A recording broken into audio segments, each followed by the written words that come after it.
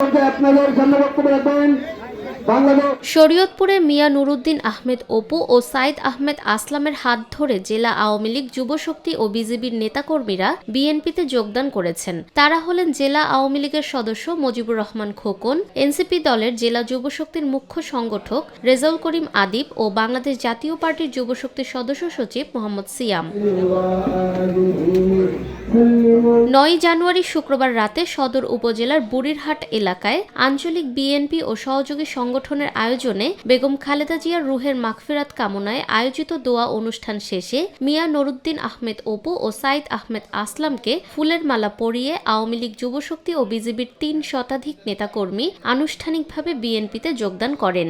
আমাদের এখানে একজন জনপ্রতিনিধি ছিলেন, তিনি আপনার এই ইউনিয়নের প্রশাসন ইউনিয়নের একজন জনপ্রতিনিধি ছিলেন, ইউনিয়নের একজন জনপ্রতিনিধি ছিলেন খোকন মাতব্বর, চিনেন আপনারা?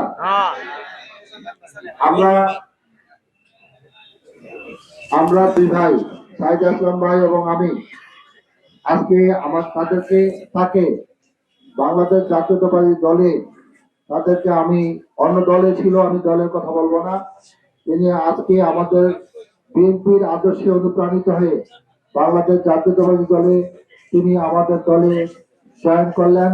এই জন্য আমরা তাকে সবার পক্ষ থেকে তাকে অভিনন্দন। আমি বহুদলীয় গণতন্ত্রকে সাফল্যমণ্ডিত করে তোলার জন্য তিনবারের প্রধানমন্ত্রী দেশনেত্রী বেগম খালেদা জিয়ার আদর্শে অনুপ্রাণিত হয়ে আমি বিএনপিতে জয়েন করিলাম। এনসিপি আমাদের যেই নতুন বন্দোবস্ত বা নতুন বাংলাদেশ গড়ার যেই স্বপ্ন দেখাইছিল সেই স্বপ্ন পূরণ করতে আসলে ব্যর্থ হয়েছে।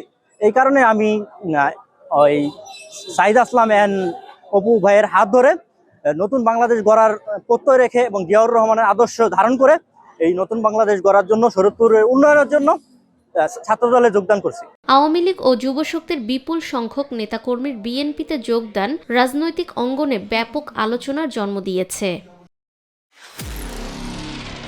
নিরপেক্ষ, সত্য প্রকাশে আপোষহীন।